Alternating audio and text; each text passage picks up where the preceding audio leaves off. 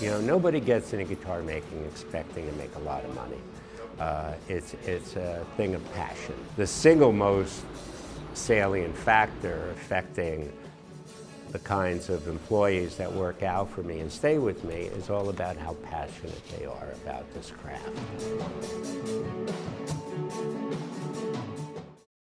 Roger Sadowsky, owner and founder of Sadowsky Guitars, has been making electric guitars and basses for 40 plus years. While finishing his bachelor's in psychology in the late 1960s, Sadowsky fell in love with folk music, which sparked his love for guitars. I went to Rutgers, where I was working on a doctorate in psychobiology, which was animal behavior research. I wasn't too happy in graduate school, and so I ended up spending more time playing guitar, reading about guitars, and I just got totally obsessed with the idea of being able to make these instruments.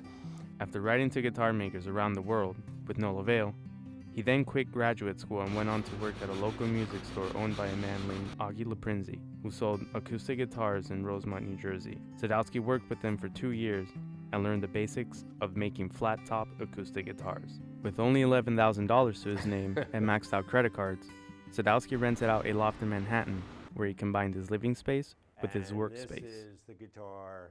I was so passionately obsessed with doing this, and I had confidence that I was going to be the best person out there doing what I do. One thing I bring to my instruments, which are primarily solid body electric guitars and basses, I came to believe that electric guitars and basses are still fundamentally acoustic guitars. And the better they sound acoustically, the better they sound amplified. The 70s was a period of extreme hot rodding of instruments with, for the first time, you had companies that were making replacement hardware, replacement bridges, replacement pickups. After a sizable period of experimenting on instruments, I came to the conclusion that of all the instruments that I worked on, the ones that always sounded the best to me were the ones that sounded the best acoustically and were the lightest ones in weight. Everything about my acoustic guitar making translated into my electric instrument making. I have a lot of high-profile clients. I've made guitars and basses for Paul Simon and Prince and Springsteen and Keith Richards, and I mean, I can go on, but I never actively pursued the celebrity business. It comes to you when it comes to you. My bread and butter has always been the working musician, and that's the guys doing the Broadway shows, the guys playing bar bands, the guys playing cruise ships. A lot of them have full-time jobs and just do the band stuff on the side. I'm not looking to grow my business. My business is, I think, as big as one could sustain for the kind of workshop I want to have. And again, I don't want a factory, I want a workshop.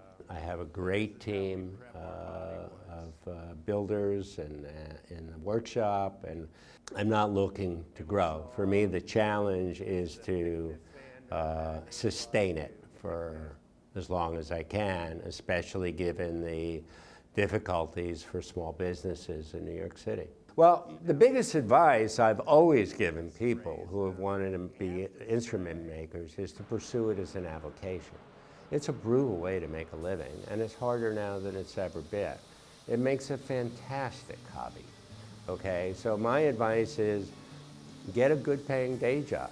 Become a doctor, become a lawyer, become an investment banker, become a social media, do whatever it is. If you like to work with your hands, get a job where working with your hands pays some real money, and do this for the love of it.